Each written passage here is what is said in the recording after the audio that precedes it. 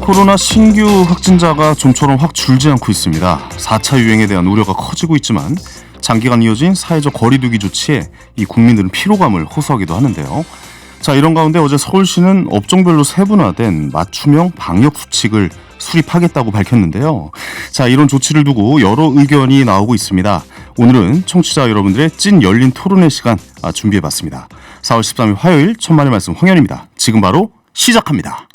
정부는 거리두기 2단계 지역의 유흥시설 영업을 전면 금지하기로 했습니다. 오세훈 서울시장이 독자적인 서울형 방역을 추진하겠다고 밝혔습니다. 서울형 거리두기가 자영업자분들 입장에서는 책임과 의무가 또 강화가 돼서 하지만 방역당국은 유흥시설에 대한 집합금지는 불가피한 조치라면서 난색을 표명해 정부와 서울시 간의 충돌도 예상됩니다. 네, 화요일의 반가운 짱국입니다. TBS의 비주얼 담당, TBS의 간판이죠. 김혜지 아나운서와 함께합니다. 안녕하세요. 네, 안녕하세요. TBS 비담 김혜지입니다. 네, 비주얼 담당 김혜지 아나운서. 유튜브로 비주얼 담당이라는 걸 확인하실 수 있으니까요. 꼭 좀 부탁드리겠습니다. 네. 자, 한 주 동안 잘 지내셨는지 모르겠네요. 반응이 굉장히 폭발적이었다고. 그랬어요? 그랬다고 그러더라고요. 저도 어디 가서 모르겠는데. 들을 수 있으려나? 아주 장안의 화제였다고. 아, 그랬습니까? 그 현장으로 저도 가보고 싶네요. 감사합니다. 장안의 화제가 아니라 그냥 집안의 화제였던 걸로 그런 것 같습니다. 그렇게 마무리 짓도록 하겠습니다.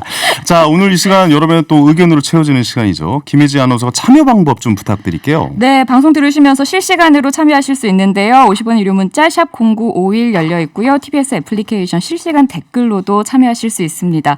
또 TBS FM 채널을 통해서 보이는 라디오 함께 하시면서 의견 남겨주세요. 참여하신 분들 중에 추첨을 통해서 층간소음 해결은 제로블럭에서 매트 보내드립니다. 그렇습니다. 여러분의 전화도 기다리고 있습니다. 문자나 댓글 남겨주실 때 말머리에 전화라고 달아주시고요. 저는 뭐 이렇게 생각합니다. 이렇게 의견 남겨주시면요. 천만의 말씀 제작진이 직접 전화를 드리겠습니다. 방송에서 뭐 전화 연결된 분들께는요. 또 소정의 야식비. 현금. 네, 그렇습니다. 우린 상품권 이런 거 안 줘요. 현금. 정확하게 입금. 현금 입금으로 금으로 마무리하도록 하겠습니다. 주저하지 말고 신청해 주시기 바랍니다. 자, 이번 서울형 방역 대책에서 이 많은 분들이 주목하는 부분이죠. 자, 유흥업소 등의 영업 제한 이 완화 추진이에요. 요즘 이 얘기 많이 들으셨죠? 네네. 이 자가 검사 키트를 도입해서 영업 시간을 늘린다는 건데요. 뭐 구체적인 내용이 나오진 않았지만 이 부분에 대해서 사실 요즘 반응이 굉장히 좀 엇갈리는 것 같아요. 네, 맞습니다. 일단 소상공인 유흥업종 이런 곳에서는 반가운 조치라는 목소리가 나오고 있지만 또 늦은 시간까지 모임을 하고 술자리가 이어지면 확진자가 폭증하는 게 아니냐 이런 우려도 나오고 있습니다. 그럴 가능성이 충분히 있죠. 네, 그래서 천만의 말씀에서는 여러분들의 의견을 받으면서 실제 영업주 입장과 또 방역 전문가 의견 나란히 들어보려고 합니다. 방송 들으시면서 여러분 생각도 나눠주세요. 지금 방역 대책에 혼선이 우려된다는 지적도 나오고 있어요. 그래서 이 이야기도 좀 들어볼까 합니다. 엄중식 가천대 길병원 교수님과 전화 연결해 보겠습니다. 여보세요? 네, 안녕하십니까? 네, 안녕하세요, 교수님. 먼저 4차 유행에 대해서 우려가 커지고 있습니다. 현재 그 상황을 정확하게 좀 진단을 해 주실 수 있을까요? 네, 뭐 많은 분들이 지적하고 있지만 이제 그 4차 유행의 초입이 들어선 상태라고 보고 있습니다. 일단 평균 환자 수가 500~600명을 넘어서기 시작을 했고, 그다음 그 재생산 지수라고 그러죠. 한 명의 환자가 얼마나 많은 사람에게 감염을 시키냐인데 1.0 기준으로 이제 넘어서면은 문제가 되는데 이게 이제 1.1을 넘어서기 시작을 했고, 그리고 이제 감염 경로를 모르는 환자들이 30% 이상 넘어가기 시작했기 때문에 3차 대유행하고 비교를 해보면 거의 같은 상황에 접어든 단계라고 보시면 될 것 같습니다. 이제 문제는 대량 환자가 갑자기 폭발적으로 나오는 그런 상황이 있느냐 없느냐 뭐 이 차이를 좀 앞두고 있는 것 같습니다. 앞으로 뭐 폭발적인 상황이 나오면 굉장히 좀 심각해질 수 있을 것이다라고 말씀을 하시는 것 같습니다. 네, 영업시간 제한 등의 대책을 꾸준히 추진해오고 있는데 확진자가 줄지 않고 있거든요. 이건 어떻게 봐야 할까요?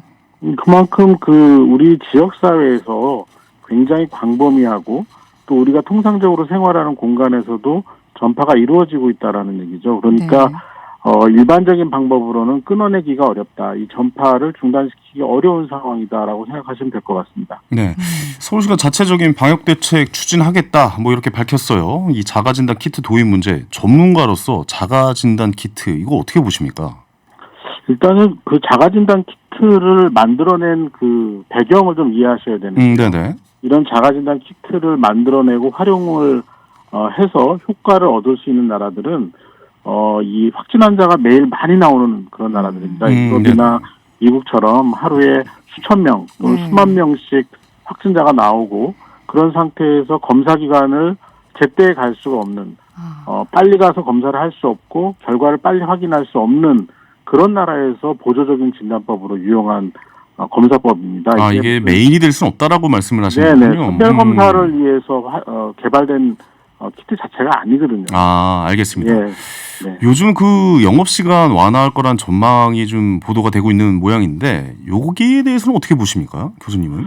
그러니까 결국은 그 사람들의 이동량이나 접촉량이 양적으로 증가하면 네. 코로나19는 여지없이 증가를 했기 때문에 증가할 것이다. 어떤 형태로든 영업시간이 늘어나고 그것 때문에 사람들의 접촉량이 늘어난다면 접촉시간이 늘어난다면 당연히 유행에도 좋은 영향을 줄 수는 없고 경우에 따라서는 여러 형태의 클러스터가 나타날 가능성이 높다고 봅니다. 알겠습니다. 네. 이 서울시가 자체적인 방역 대책을 추진하면서 지자체와 정부의 정책 혼선도 우려가 되고 있는 부분이 있거든요. 그 부분에 대해서는 어떻게 생각하시는지 궁금하네요. 그러니까 지금 지난 15개월 동안 굉장히 많은 경험들을 했는데 지금 중앙정부나 다른 지자체가 이 어떤 역량이 떨어져가지고 새로운 방법을 못 만들어낸 건 아니거든요. 네네. 아까 말씀드린 것처럼 코로나19는 사람들이 모이고 접촉이 많아지면 그만큼 늘어나게 되어 있습니다. 결국 그거를 어떤 형태로든 늘린다면은 뭐 어떤 독특한 또는 아주 특출한 그런 방법이 있어서 막아낼 수 있는 건 아니거든요. 그렇죠. 접촉을 그러니까, 막을 수 있는 방법이 없죠, 사실. 그래서 지금 만들어진 지침을 충실하게 지키고 백신 공급이 충분해져서 많은 사람들이 백신을 맞아서 근본적인 문제가 해결이 될 때까지는 버티는 수밖에 없다고 생각합니다. 알겠습니다. 교수님의 말씀 좀 종합해 보면은 아무래도 접촉이 늘어나고 시간이 좀 만나는 시간이 늘어나면 이 확진자가 나올 수밖에 없는 구조다라고 말씀을 하시는 것 같습니다. 교수님 오늘 전화 연결 다시 한번 감사드립니다. 네, 감사합니다. 네.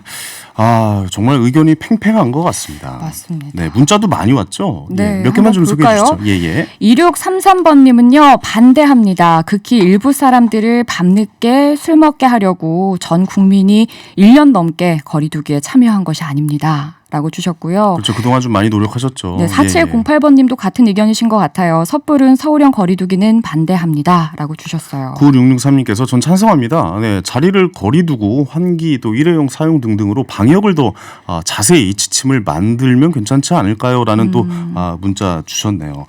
그렇습니다. 의견이 굉장히 좀 엇갈리고 있어요. 근데 저는 이런 의견이 엇갈리는 게 상당히 좋다고 생각합니다. 거죠. 왜냐하면 그때 저희 지난주에 네네. 그 뭐였죠? 정년 연장 네네. 했었잖아요. 일주일 내내 그 생각이 되더라고요. 맞아요. 계속 들면서 내 생각이 틀린 부분이 있었구나. 그때 전화 연결해 주셨던 그 어머님의 말씀이 맞구나. 이렇게 맞아요. 생각이 변하는 부분도 있고 다른 의견들을 들어보면서 내 생각도 좀 정리할 수 있어서 좋은 시간인 것 같아요. 이런 이야기를 계속 공론화시켜야 맞습니다. 우리가 올바른 방향으로 방향을 잡아가는 거겠죠. 나 혼자 속 안에 꽁꽁 앓고 있으면 뭐해요. 그렇습니다. 뱉어내십시오, 여러분들. 자, 천만의 말씀 황영입니다. 오늘은 유흥업소 영업제한 완화 문제에 대해서 여러분의 다양한 의견 들어보고 있습니다. 영업 제한은 해야죠 일단은. 근데 완화했다가 또 난리 나면은 책임을 누가 질 거냐. 이렇게 너무 규제를 강화하니까 그 지하나 이런 데서 많은 사람들이 모여서 겉에는 불 꺼놓고 밑에서 다 영업하고 이러니까 코로나가 더 심한 것 같아요. 확진자가 지금 600명대 이렇게 나오고 있는데 이 시점에서 서울시만 방역을 그렇게 느슨하게 푸는 거잖아요. 지금 누구나 다 힘든데 꼭 그 유흥업소나 주점이나 이런 데만 시간을 좀 더 늘린다고 해서 과연 그게 누구를 위한 건지 잘 모르겠어요. 우리나라 자영업자 비율이 상당히 높은 편인데 그동안 뭐 정부가 일괄적으로 규제해서 손해가 되게 많았잖아요. 근데 그나마 뭐 9시에서 10시로 연장 영업을 하긴 했지만 매장들이 유흥업소 운영하는 분들에겐 그게 장사에 꽤 도움된다고 생각하진 않아요. 경제 상황을 어느 정도 생각해야 하는 때가 온 것 같아요. 네, 서울시 유흥업소 영업제한 완화 추진에 대해서 시민들의 의견을 직접 한번 나가봐서 들어보고 왔습니다. 네, 정말 다양하네요. 그렇습니다. 자, 청취자 또 저에게 실시간으로 연락 주신 청취자분들 전화 연결이 돼 있다고 해요. 만나보겠습니다. 여보세요? 여보세요? 네, 안녕하십니까? 어디 사는 누구십니까? 저 경기도 노른마을에 사는 박찬영입니다. 박찬영님, 반갑습니다. 업종별 영업 제한 완화에 대한 어떤 생각을 갖고 계신지 말씀해 주시겠습니까? 제 생각은 일단은 찬성주의고요. 네네. 찬성. 찬성하시는군요. 예. 예, 찬성이라는 의미가 뭐 유흥업소까지는 아니고요. 네네. 일단 가장 힘들어하는 그 소상공인 그 자영업자 있지 않습니까? 네네. 식당이라든가 네네. 그런 그 치킨집이라든가 호프집 그렇죠. 그런 쪽은 실질적으로 사회적 거리두기 생활 방역이 어느 정도 일반 시민들이 그 몸에 일단은 어느 정도 배어 있지 않나라는 생각이 들기 때문에 네네. 그 자그마한 경제라든가 그걸 살린다고 하면은 좀 도움이 되지 않을까라는 생각이 들고요. 네네. 거기에 따라 가지고 지금 현재 그 3주 동안 그 거리두기를 다시 시행하고 있는데요. 네. 이와 병행해가지고 일단 일시적으로 시범 케이스로 역발상적인 개념으로 해가지고 한번 해보자. 한번 해보면 어떨까. 그래서 지금 제 생각은 그렇습니다. 요즘에 뭐 그 대유행처럼 뭐 300명, 400명, 뭐 최근에 뭐 700명까지 올라왔는데 네네. 그 유형을 보게 되면은 부산에 유흥업소도 있겠지만 그 일반 집단 모임에서 많이 발생하고 있거든요. 그렇다고 해서 뭐 동호회 모임이라든가 이런 거 말씀하시는 거죠? 예. 그렇다고 해서 일반 식당에서 발생한다고 하는 거는 크게 사례가 많이 없기 때문에 네네. 뭐 시범 케이스적으로 해가지고 뭐 3주 동안 뭐 같이 병행해서 해보는 네네. 것도 어떨까. 거기에 따라 가지고 실질적으로 그 방역 수칙은 있는데 방역 데이터는 일반 시민들이 뭐 피부에 못 느끼는 그런 부분도 있거든요. 그래서 이번 기회에 뭐 방역 데이터를 한번 해서 일반 식당에서 운영하는 부분에서는 뭐 발생 빈도가 뭐 얼마나 되는지. 얼마나 되느냐. 그리고 그런 걸 데이터에 관리해서 네네네. 그 일반 시민들이 편하게 움직일 수 있는 그런 여건을 한편으로는 뭐 정부라든가 어느 일정 지역에서 수원적으로 했으면 어떨까. 예, 알겠습니다. 그리고 또 개인적인 네네. 또 한 얘기는 뭐 얘는 뭐 지난달인가요? 뭐 한 3개월 전에 스페인에서 이런 사례가 있었더라고요. 네.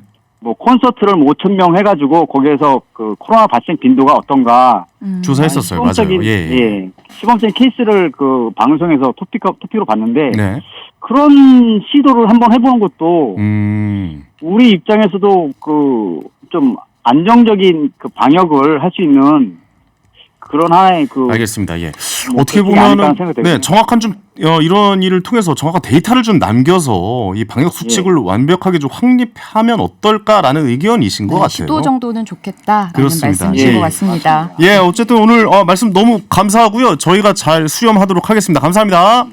예, 네, 고맙습니다. 좋은 말씀 해주신 것 같습니다. 네. 일단 12시까지 연장하는 걸 굉장히 좀 찬성하시는 것 같고, 네. 예, 왜냐면 소상공인들이 사실 요즘 너무 힘들잖아요. 네, 소상공인 자영업자, 이제 네. 식당 같은 곳들을 대상으로 해서 좀 시도를 해보면 어떨까라는 의견이신 것 같아요. 그런 생각도 좀 해봐요. 이렇게 시간 제한을 좀 둬보는 것은 어떨까? 시간 제한을 둬요? 예, 뭐 한 테이블당 뭐 2시간 이상은 못 앉아 있게 하는 뭐 이런다든가, 그러니까 여러 가지 좀 논의가 지금 카페에서 하는 것처럼 1시간 이상은 못 앉아 있고 이런 거 말씀하시는 거죠? 식당에서도. 그러면 또 다른 데로 가실까? 뭐 그런 생각도 좀 들기도 하고 그러네요. 자, 청취자분들의 의견을 들어보는 게 좋겠어요. 제 의견 듣기 싫다는 겁니까? 아니, 뭐 그런 건 아니고요. 알겠습니다. 자, 한번 전화 연결해보죠. 여보세요?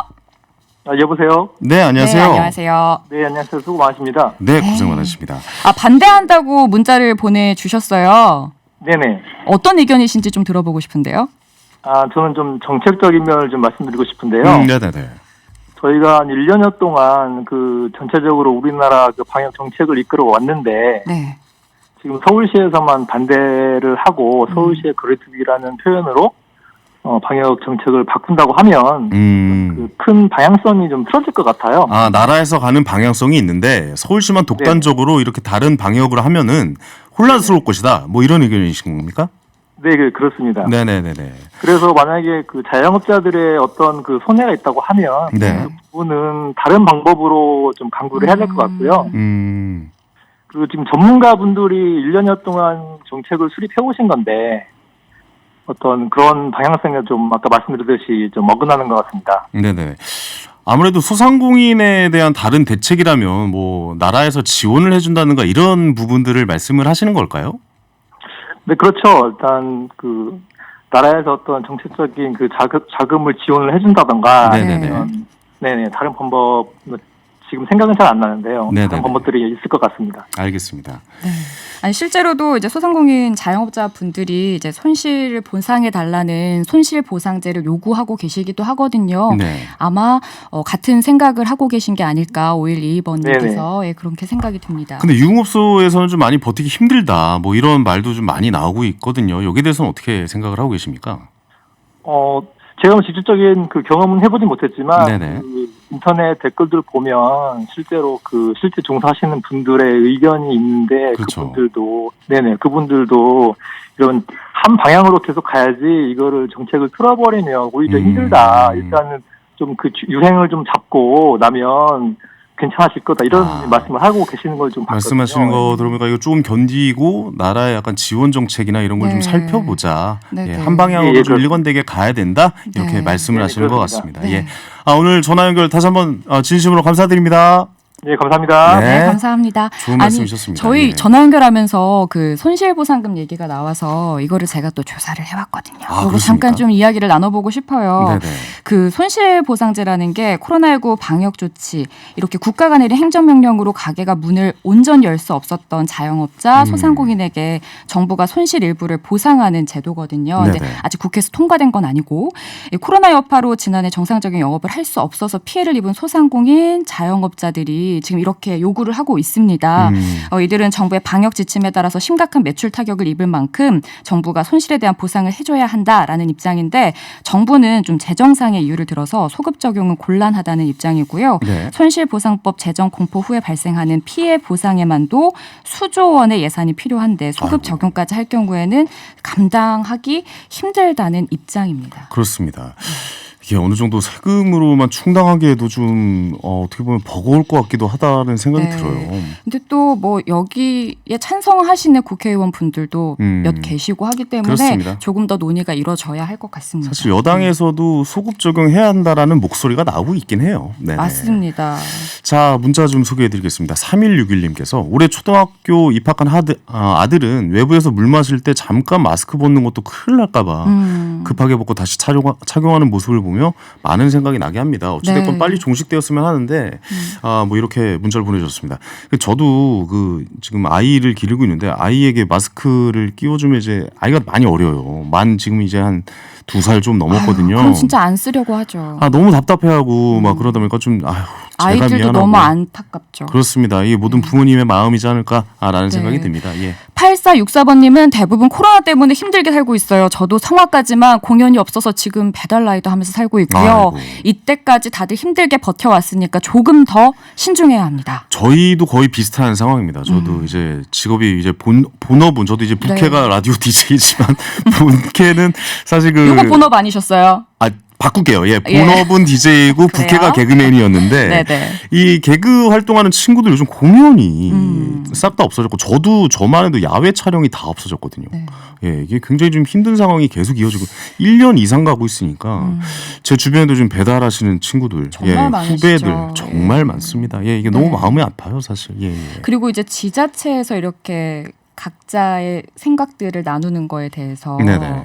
4809번님이 지금까지 전문가의 말씀을 듣고 조심해서 다 같이 참여했는데 서울시가 바꾼다면 다른 지자체에서는 가만히 있겠습니까? 라는 의견도 주셨네요. 그러니까 이게 나라에서 하는 일관된 것으로 따라가야 된다. 네. 아니다. 좀 서울시만큼은 좀 다르게 해야 된다. 이런 의견들이 계속 좀 부딪히고 있는 것 같아요. 네. 예, 뭔가 좀 새로운 것을 해보는 것이 맞는가. 소상공인 분들을 위해서 좀 늘리는 거, 막 그런 생각은 들어요. 10시에 끝나면요. 네. 사람들이 또 그때 우르르 쏟아져요. 그건 또 그래, 거리에. 제가 볼 때 그 10시에 나오면 택시 안 잡히거든요. 근데 그때만 몰리고 버스도 가득 차 있는 그런 모습도 볼 수 있는데 뭐가 정답인지는 모르겠지만 이 시간을 좀 분산시켜보는 것은 어떨까라는 생각도 좀 들긴 합니다. 마스크 얘기 나온 김에요. 12일 0시 기준으로 해서 마스크 실내에서 무조건 착용입니다. 안 하시면 과태료도 부과받으실 수 있어요. 기억해 주세요. 꼭 챙기셔야 될 것 같습니다. 자, 우리 모두가 다시 한번 새겨야 될 말이 아닐까 싶어요. 결국 국민 한 사람 한 사람의 노력이 가장 중요한 시기가 아닐까 싶습니다. 지친 마음에 무뎌진 긴장감을 다잡고 방역수칙 철저히 지키시다라고 3392님께서 문자 보내주셨거든요. 네. 이 말이 좀 마음속에 좀 깊이 남는 말인 것 같습니다. 자, 천만의 말씀 황영입니다. 오늘은 여기까지고요. 저는 내일 저녁 7시 30분에 다시 찾아옵니다. 감사합니다.